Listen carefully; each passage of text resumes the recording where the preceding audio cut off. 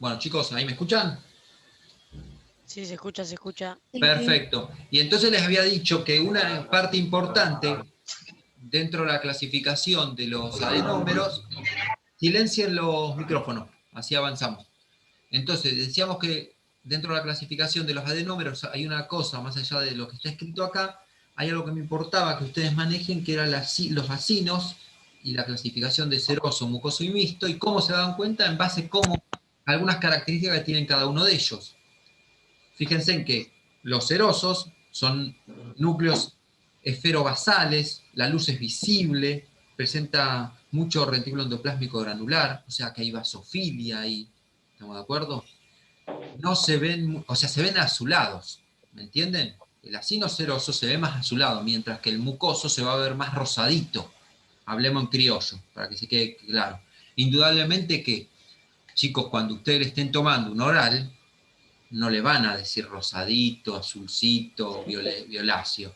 Van a decir basofílico, acidofílico, etcétera, etcétera, etcétera. Pero para que quede entre nos, cómo es la cuestión para que lo visualicemos, ¿no? Entonces, los serosos van a ser del tipo más azulcitos, diríamos, o violáceos, mientras que los mucosos van a ser más, diríamos, claritos, más tindando al rosadito, más a la imagen blanquecina, diríamos.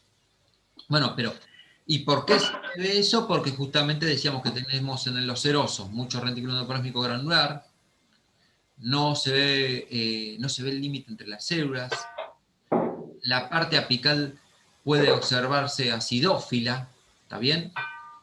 Por justamente la presencia de... ¿Silenciamos los micrófonos? Entonces, les decía, y los mucosos, fíjense que tiene la luz es visible, bien, es más grande los mucosos, la luz, los núcleos se encuentran aplastados contra la periferia por los gránulos de secreción que los lleva como hacia la parte más basal, bien,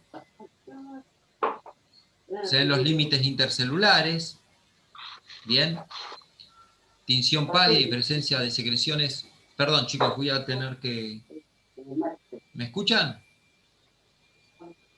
Sí, sí, se te escucha. Sí, sí.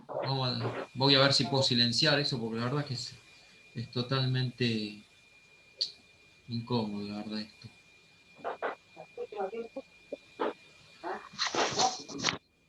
Dios mío. Bueno. Entonces, lo más importante, y ya les voy transmitiendo, me desconcentra completamente, ¿viste? Este tema de los micrófonos. Y los mixtos, fíjense, que tienen como una media luna cerosa, ¿está bien? Que se llama de Bott-Ebner. Y cuando nosotros tengamos que ponerle que le dan 3 vidrios, nosotros le decimos 3 vidrios, 3 preparados, 3 imágenes, fíjate que ustedes van a tener que discernir, van a tener que discernir entre si es seroso, mucoso o mixto. Bien, y de ahí empezamos a descartar. Si nosotros vemos las características del seroso, decimos, bueno, puede ser una glándula parótida, puede ser una glándula submaxilar, porque justamente es mixto. Entonces, ¿cómo diferencio entre lo que es el seroso y el mixto? Bueno, por la media luna de Bott-Ebner. Si ya veo la media luna, ya sé que estamos ante la presencia de un mixto. Bueno, si veo las características de seroso, estoy ante la presencia, en la duda, si es parótida o si es un acino pancreático. ¿Y cómo hago la diferencia? Esto lo vamos a ver en páncreas, pero básicamente porque se ve unas células que se llaman centroacinares en la luz, como un núcleo se ve. Entonces digo, nada, pará, entonces ya es páncreas. No puede ser. Si bien tiene las características del seroso, porque son acinos serosos, tanto en la parótida como en el páncreas, hay una célula que está, hay un núcleo en el centro de la luz, como quien dice, o se interpretaría así, y entonces digo es páncreas. ¿Estamos de acuerdo? Esto es importante que lo tengan presente. Esto es muy importante. Clasificación de los acinos para poder después clasificar las glándulas. ¿Bien? ¿Se entendió eso o no? Sí, perfecto. Perfecto. Esta es la parte más práctica. ¿Estamos de acuerdo? Todo lo otro teórico lo miran en los videos y le preguntan a Efraín si quieren. Eso, la idea es así, empezar a hacer esquema en la mente de lo grande a lo pequeño. Siempre estudien de lo grande a lo pequeño. Si ustedes no saben cómo se clasifican los adenómeros, no se metan a saber la célula centroacinar del páncreas. Es así. ¿Estamos de acuerdo? Bueno, ¿qué más les quería decir con respecto a esto? Y aprovechando esto, aunque es un poco desordenado, que ustedes tienen que saber, ustedes van a, ahora quizás es fácil en los tejidos básicos, pero cuando empecemos a ver ya los aparatos del sistema, ustedes van a ver que cada tejido tiene cada célula. Le van a dar nombres a esas células. La mayoría de los tejidos tienen algunas células con nombre propio. Y ustedes tienen que saber la ultraestructura de las células. La ultraestructura se estudia de otra forma.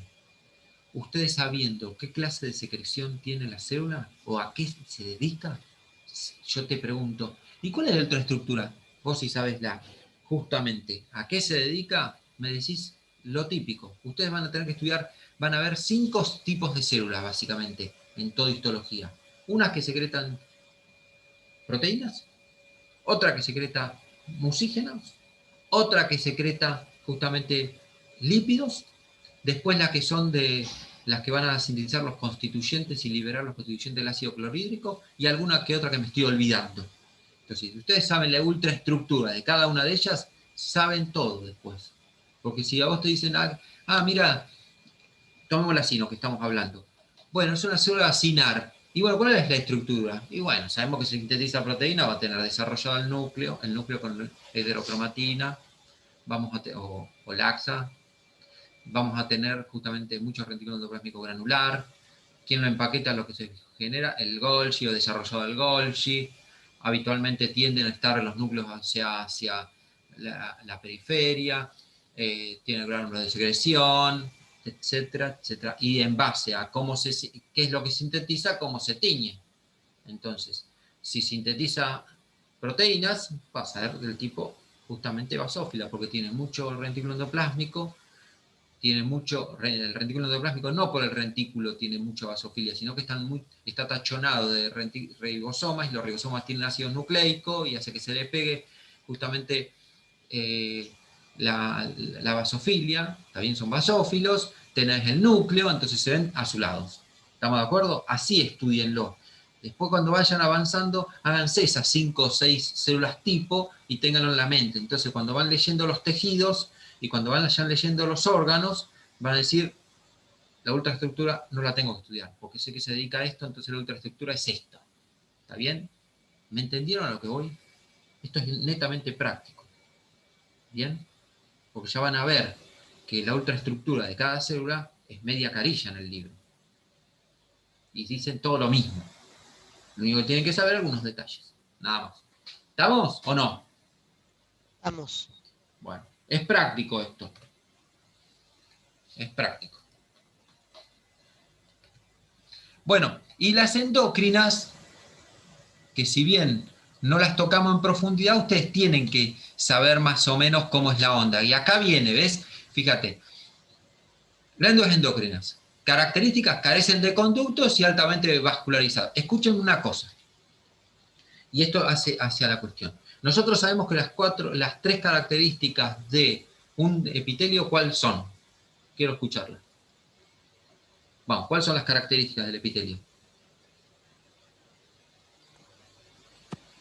A significa Son sí. avasculares. Avasculares. ¿Cómo se nutre entonces?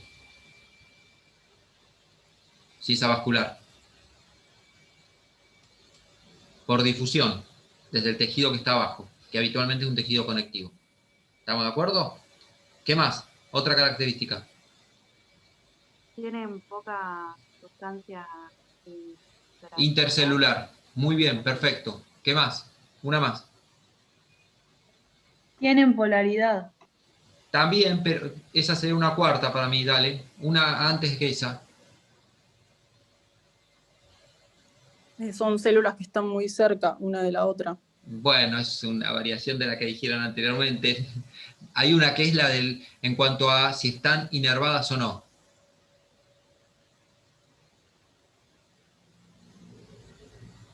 Imagínate la piel. Bueno, ven que a eso voy. Yo te pregunto, esa es una pregunta de examen final. decime las características del tejido epitelial. Son 3 características. Si no las sabés, chau. No puedo seguirte preguntando. Por más que vos me sepas toda la clasificación de endocrino, toda la clasificación de un tejido glandular, de cómo es la sino, me podés decir todo el diagnóstico, y si no me sabes las características básicas, eso es lo que yo les quiero decir. Van de lo grande a lo pequeño, no se vayan a saber la ultraestructura de la recontra ultraestructura, y si no me saben cómo es el tejido epitelial. ¿Me entienden a lo que voy? Yo con eso lo desapruebo. Y entonces cuando viene Efraín me dice, ¿y por qué desaprobaste? No me sabía las características básicas de un epitelio. Así es la típico. Dice, che, Diego, ¿por qué desaprobó esta chica? No me sabía las características básicas del epitelio. Bueno, indudablemente que ahí le sumás un par de preguntas más que no las sabía, ¿no? Porque si por una sola que no sepa, no desaprobás a nadie. Pero te quiero decir, ¿entienden a lo que voy? De lo grande a lo pequeño. Por eso le hago estos cuadros. No importa lo que dice el texto en el cuadro, esta parte de acá. Sí importa, pero entre comillas. A mí lo que más me importa es que en este momento hagamos esto. Que sepamos el flujo, cómo es el flujograma. ¿Está bien? El cuadrito de decir, bueno, el tejido epitelial se clasifica en 2. El tejido de revestimiento, el tejido glandular. El tejido de revestimiento se lo clasifica así, Y entonces ya te armaste toda la estructura en la mente. Y después le tenés que ir metiendo condimento a cada uno de las palabritas. Bueno, sigamos. Tienen que saber las características básicas del epitelio, chicos. A lo que iba era esto. Cuando estamos diciendo altamente vascularizado, no estamos diciendo que dentro del tejido glandular hay vasos. Estamos diciendo que alrededor de él, en el tejido conectivo que lo rodea, llegan muchos vasos y donde puede verter justamente sus hormonas, porque van a pasar al torrente sanguíneo y van a viajar. Y ese es el concepto de hormona.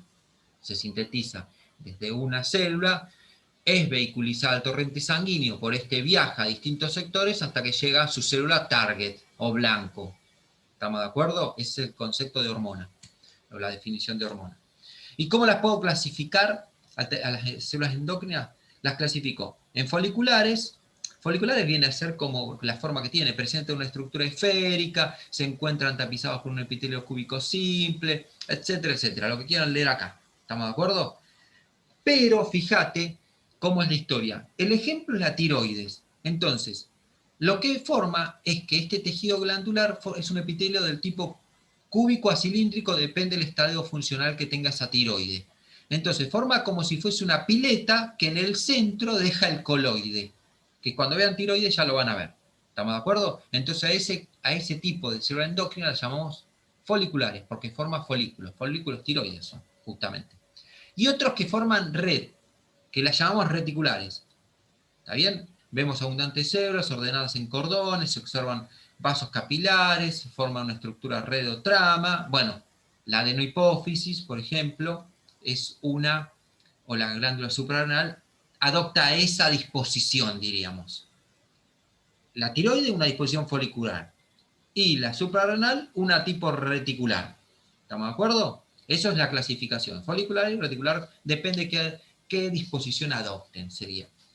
Y después, podemos clasificarla de varias maneras. Esta es una forma para darle un ordenamiento mental, nada más. ¿Está bien? Y después, en base al producto de secreción, pueden ser, como les decía anteriormente, pueden ser del tipo proteicas o del tipo peptídico, y ahí volvemos a lo mismo. ¿Qué es la ultraestructura de estas células? Bueno, abundante reticulado plásmico granular, bueno, todo lo que usted, Golgi, etcétera, etcétera, etcétera, que ustedes lo ven acá. ¿Dónde encontramos este tipo de células? En las células alfa y betas del páncreas. ¿Dónde están? Están en los islotes de Langerhans. ¿Está bien? El páncreas tiene acinos, está constituida casi íntegramente, o un muy gran porcentaje por acinos pancreáticos, que son la secreción exócrina que forman el jugo pancreático, pero también tiene como unas islas que se llaman islote de Langerhans, que hacen una secreción, como ustedes ya saben, o se lo imaginarán, de lo que es el glucagón, de lo que es la insulina, etcétera, etcétera, etcétera. ¿Está bien? Y acá están algunas de las células que secretan eso, justamente. ¿Bien?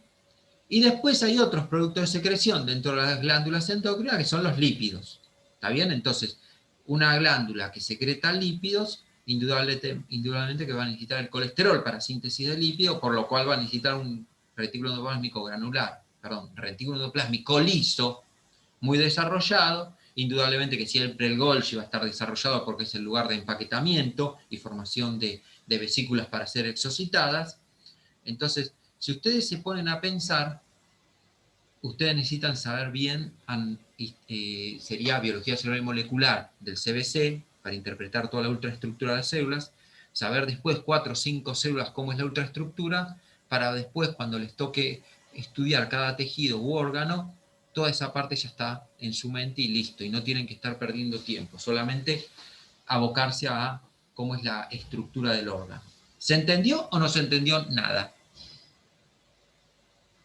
Hola. Sí, profe. Muy Sí, bien. entendí. Perfecto. Sigamos entonces. Y ya con esto les di un pantallazo sobre tejido glandular. ¿Es todo lo que tienen que saber? No, no es todo. Pero es una forma de abordar, una forma de aclarar la mente. ¿Estamos de acuerdo? Y acá les dejo justamente el epitelio glandular, es otra forma. Fíjate cómo acá lo clasifica. ¿Ves? Yo lo que les quiero mostrar que todo lo que está en internet sirve si uno sabe qué es lo que está mirando. ¿Bien? Fíjate, las exócrinas, según el criterio morfológico, las puedo llamar, en cuanto a la cantidad de células, unicelulares, multicelulares. En cuanto al mecanismo de secreción, merócrino, apócrino y holócrino. O sea, yo le diría más que mecanismo de secreción, sería compromiso de la célula, yo le pondría. Pero bueno, tipo de secreción, si es serosa, mucosa o mixta. ¿Estamos de acuerdo? La forma del adenómero secretor puede ser tubular, acinar, alveolar, algunos falta, algunos que hemos dicho antes también. Y en cuanto a la estructura del conducto, puede ser simple o puede ser compuesto.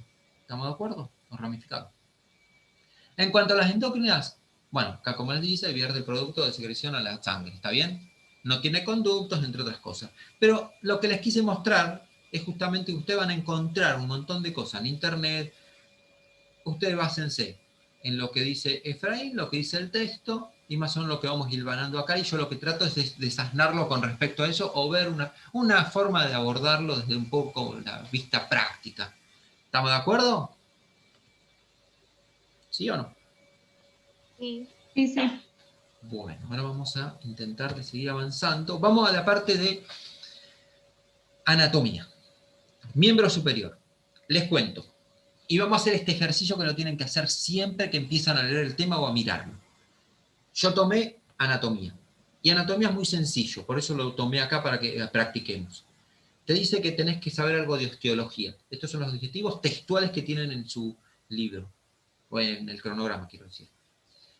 Osteología. Describir los huesos constitutivos de la cintura escapular, el brazo, el antebrazo, nombrar y ubicar huesos de la mano. ¿Estamos de acuerdo? Esto lo vamos a ver en anatomía radiológica. No vamos a perder tiempo ahora nosotros. Artrología, reconocer y clasificar las articulaciones. Esto lo vamos a ver en anatomía radiológica. Indudablemente que todo lo que es anatomía lo van a ver con Gabriel en el Zoom también.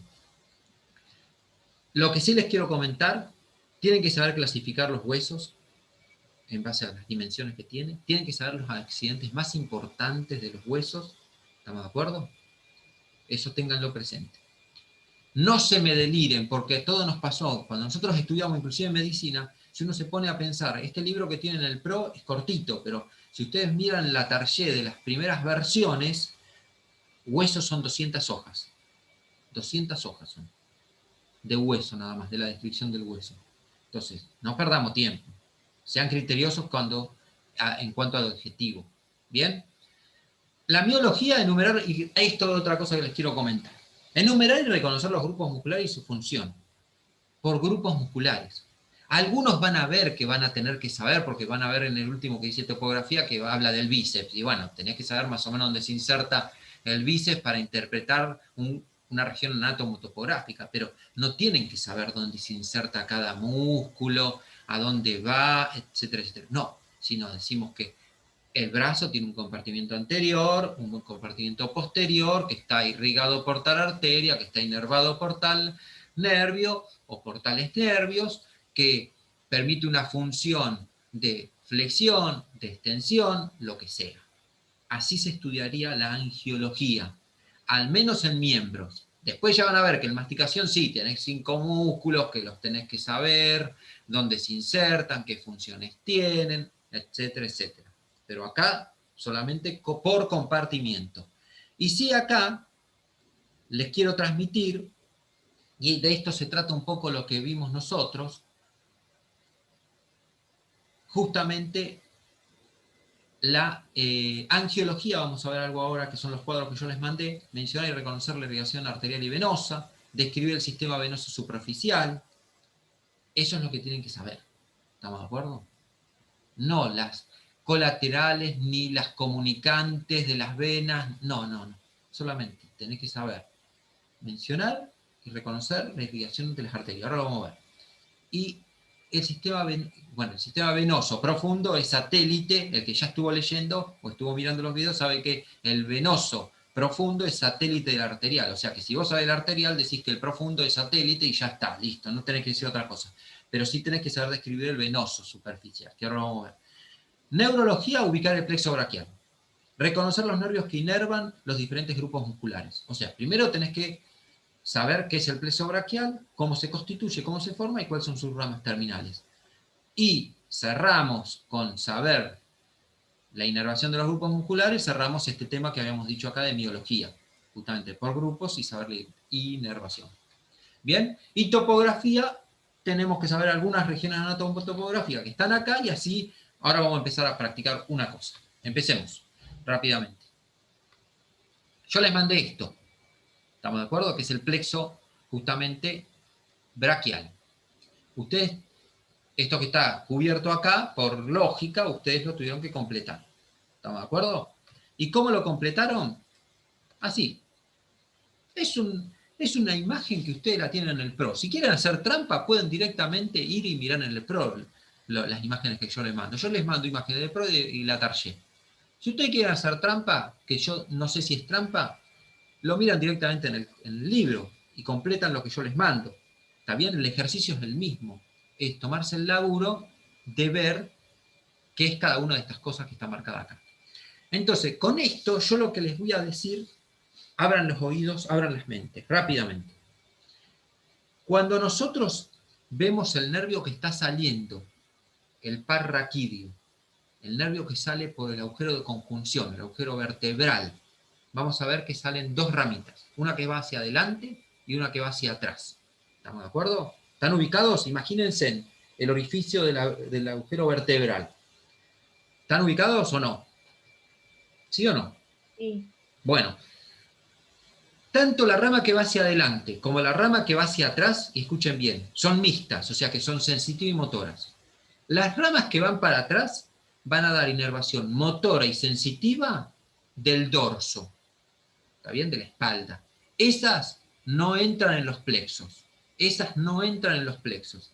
Nos quedamos solamente con la rama que va hacia adelante, que es la que está graficada acá. Esto que dice C5, C6, C7, C8 y T1, bueno, esas no, son las que están graficadas acá. Las que van hacia atrás no las ponen porque no forman parte del plexo. Primera cosa que tienen que tener en cuenta cuando estudien esto.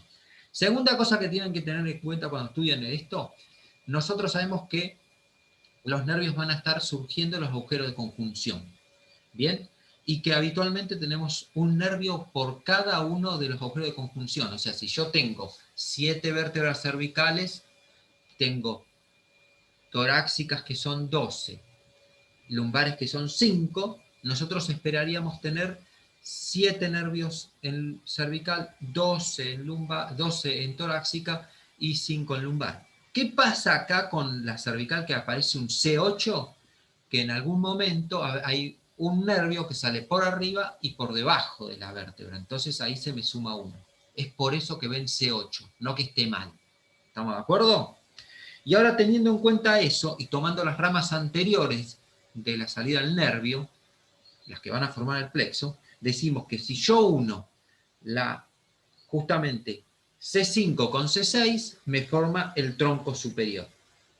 Si la que sale directamente, que es esta de acá, la que sale directamente C7, me va a estar formando el tronco medio, que es esto que está graficado. ¿Ves que acá te da los nombres? Y la rama anterior de C8 y T1 me forman el tronco inferior. Ya tenemos los troncos superior, medio e inferior, cómo se constituyen. Todo esto pasa supraclavicular, porque tenemos la clavícula a esta altura, y entonces todo eso estaría pasando por arriba de la clavícula, supraclavicular.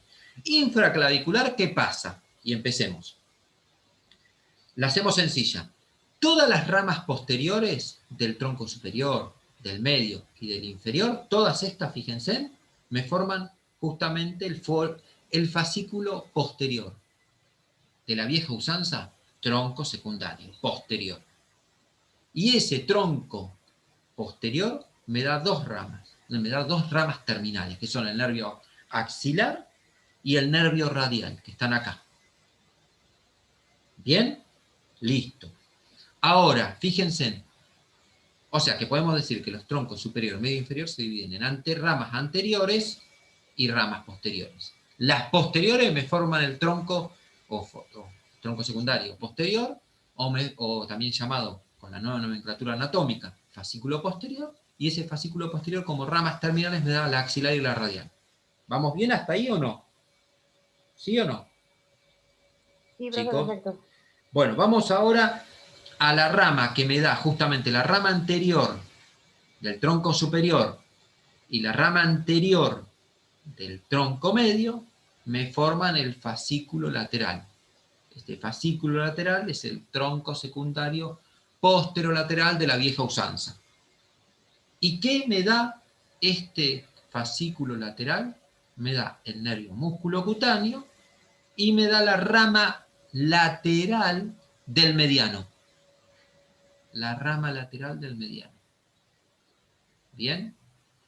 Ahora, vamos a la rama anterior del tronco inferior. La rama anterior del tronco inferior me da o forma el fascículo medial. Y este fascículo medial me da la rama medial del mediano, y forma el mediano, juntamente con el lateral del anterior, pero también me da el nervio unlar, el cubital, el nervio cutáneo antebraquial medial, y me da el nervio cutáneo braquial medial. ¿Estamos? ¿Por qué algunos se llaman posterior? ¿Por qué algunos se llaman laterales? ¿Por qué otros se llaman mediales? Porque toman como eje la arteria axilar. La arteria axilar hace que se disponga algunas cosas por detrás, otras hacia lateral, esto es externo o lateral, y esto sería medial, acá está la columna, ¿no? Entonces, hay cosas que se disponen por atrás, otras que se disponen hacia lateral, y otras cosas que se disponen hacia medial. Es por eso que toman estos nombres en base al eje que sería la arteria axilar. Bien, entonces, formación del plexo braquial hay que saber. ¿Estamos de acuerdo? Repasando rápidamente, dijimos que la rama anterior de C5 y C6 forma el tronco superior. La rama anterior de C7 solita forma el tronco medio. La rama anterior de C8 y T1 forma el tronco inferior. Estos se subdividen en ramas anteriores y ramas posteriores. Todas las ramas posteriores del tronco superior, del tronco medio y del tronco inferior me forman el fascículo posterior. Y este fascículo posterior tiene como ramas terminales los nervios axilar y radial. En cuanto a lo que sería el fascículo lateral, se forma por la rama anterior del tronco superior y la rama anterior del tronco medio. Una vez que se formó este fascículo lateral, me da el nervio musculocutáneo y me da la rama lateral del mediano. La rama anterior del tronco inferior me da la rama medial del mediano, para formar el mediano, y me da el nervio ulnar, el nervio cutáneo antebraquial y el cutáneo braquial medial, que son ramas terminales, todas estas últimas que dijimos. ¿Estamos de acuerdo? Nos quedan 10 minutos, vamos a ver si llegamos a terminar. ¿Quedó claro eso o no? Esto está muy lindo. Sí, perfecto. Profe, Esto está hermoso. Bueno, este está bien, este es lo mismo, esto lo saqué de los videos que ustedes tienen, ¿está bien? Ahí son las ramas terminales, a veces preguntan cuáles son las ramas terminales de los folículos lateral, posterior, medial, o cómo se forma tal y cual, eso tenganlo presente, por eso se los remarqué. Así no se entiende nada, pero una vez que ya tienen el esquemita, traten de buscar en este, bien, cómo es cada uno de ellos. Bien, y el eje, cómo lo forma la arteria axilar. Tengan en cuenta una cosa, que es esto que viene acá. Irrigación del miembro superior. Ahí tienen justamente con las referencias que ustedes le tenían que haber puesto. O sea, ustedes, por eso, a mí no me molesta que se lo miran en el libro y directamente. ¿Por qué? Porque justamente van a fijar. Lo que sí les quiero que tienen que tener en cuenta es que nosotros acá tenemos la arteria subclavia. La subclavia cambia de nombre, ¿estamos de acuerdo? Más o menos a nivel de la clavícula, cambia de nombre a axilar. ¿Y cuándo es que cambia? ¿Qué reparo anatómico tomo para decir que estoy ante la presencia de la arteria braquial, que es esta de acá? El borde inferior del músculo pectoral mayor. Eso es lo que me determina, que acá no está graficado indudablemente, cuándo hace que cambie de nombre. Entonces, ¿cuál es la irrigación o de dónde proviene la irrigación del miembro superior? Bueno, la arteria subclavia, que cambia a ser axilar, y la axilar, una vez que pasa por el borde inferior del pectoral mayor, ya se llama arteria braquial. Y fíjense que la arteria braquial tiene una rama, que es la arteria braquial profunda. Esa tenganla presente. A nivel del codo, tengan presente que la arteria braquial se divide en dos, en arteria radial y arteria cubital. Y que esas arterias cubitales llegan a la palma y tienen, o forman, mejor dicho, los arcos palmares. Pregunta de examen. Arco palmar superficial se constituye por la arteria cubital. Esto es posición anatómica, acuérdense. ¿Esto qué sería? Externo. Y esto es interno. El pulso que tomo yo habitualmente, o sea, puedes tomar pulso en todos lados, el médico los toma en todos lados, pero el típico que tomamos es este de acá, que es justamente el de la radial, porque es más grandecita quizás, porque es más superficial, y para tomar un pulso recuerden que tienen que tener un reparo óseo posterior para que se cambie. Los que hicieron fisiología me van a entender, cambie de justamente un flujo laminar a un flujo turbulento. Eso es lo que me permite palpar el pulso. Cuando lo hago, que lo aprieto al vaso, hace que cambie de flujo laminar a turbulento, y eso es lo que percibo en los latidos, diríamos, ¿no? Lo que es el pulso.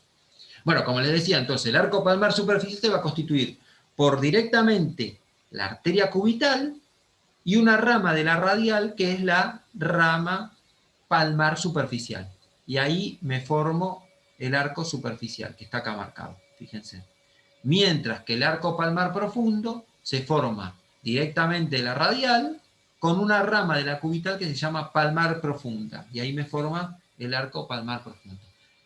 Este esquema es el esquema básico que tienen que manejar. Después, cuando vean la articulación, van a ver que hay irrigaciones peritroclear, periepicondilia, pero básicamente lo que tienen que tener en cuenta es este esquema general y dónde van cambiando de nombre las arterias. ¿Estamos de acuerdo? No les vamos a hinchar con todas las colaterales de los dedos, nada por el estilo. Sepan este esquema general y qué porción o qué arteria está irrigando cada uno de los compartimientos. ¿Estamos de acuerdo? ¿Estamos claros? ¿Sí o no?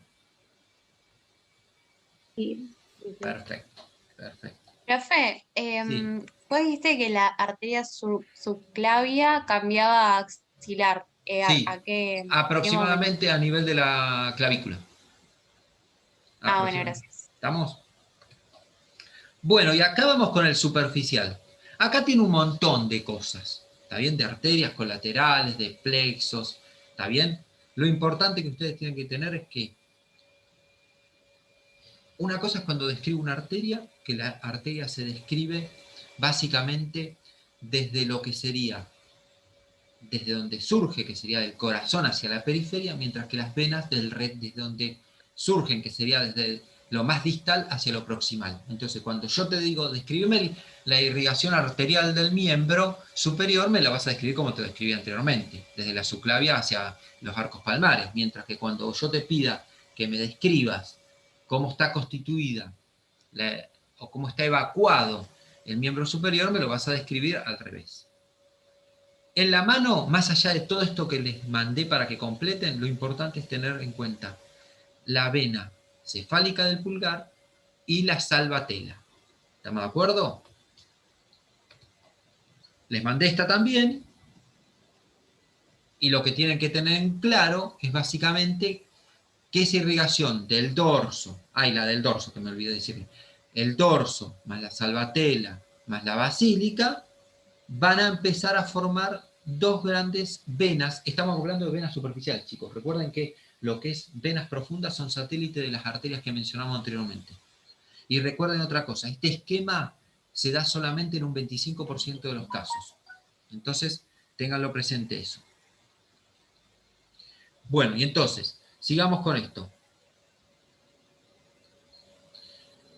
Tenemos que tener en cuenta la vena basílica del antebrazo y tenemos que tener en cuenta la vena justamente mediana. ¿Está bien? La mediana y la cefálica. Estas tres tenemos que tener en cuenta que provienen de lo que dijimos, dorso más lo de la palma. ¿Bien? Una vez que tenemos formado esto, fíjense en la M venosa que se describe en un 25% de los casos, que está dada por, esta dijimos que es justamente la mediana tenés una mediana cefálica, que se va a anastomosar con la cefálica, ¿bien? Y tenemos la mediana justamente basílica, que va a ir hacia la basílica. La cefálica es externa, y esta va a pasar por un desfiladero que se llama decto pectoral, y va a drenar a nivel de la vena axilar, mientras que la basílica va a drenar a nivel de más o menos el tercio medio del antebrazo en la vena justamente braquial profunda. ¿Estamos de acuerdo? En la braquial, quiero decir. A nivel profundo, quiero decir. No diríamos en la rama, sino directamente en la braquial, la vena braquial. Que es un poco lo que se está marcando acá. ¿Estamos de acuerdo? Esta acá no se ve dónde está drenando, pero esta sí está pasando por el desfiladero decto pectoral, porque está el deltoide y está el pectoral por acá, entonces pasa por este desfiladero. Bien, o clavipectoral también llamado. Y resumiendo, es esto lo que tienen que tener en la mente para encontrar ese 25%. Dijimos que tengo la vena salvatela, más el plexo venoso palmar, más la vena cefálica del pulgar, esas van a anastomosarse, ¿está bien? Se anastomosan, hacen anastomosis, y forman justamente la vena intermedia mediana. Esta da una rama, una mediana basílica y una vena mediana cefálica, que se anastomosan justamente con la vena cefálica, atraviesa el desfiladero decto-pectoral y termina en la vena axilar, mientras que la vena basílica drena a nivel humeral o braquial. Vena braquial o humeral. ¿Estamos? Depende de la nomenclatura que estén leyendo. Perfecto. Última filmina. Nos queda 1 minuto. Bueno. Si se corta, nos volvemos a conectar con el mismo link. ¿Les parece? Hola. Vale. Sí, sí, profe. Bueno, entonces, ¿qué quiero transmitirles con esto? Esto es anatomía topográfica. Hay anatomía descriptiva, hay anatomía radiológica, hay anatomía topográfica. Topográfica es de un sector anatómico determinado. ¿Bien? Y lo que tienen que saber justamente son, por un lado, lo que son los surcos bicipitales, mediales y laterales. Pero también tienen que saber lo que son justamente el canal epiteliocraniano, el canal del pulso, ¿está bien? El canal de Gullón o del cúbito y el túnel carpiano. O sea que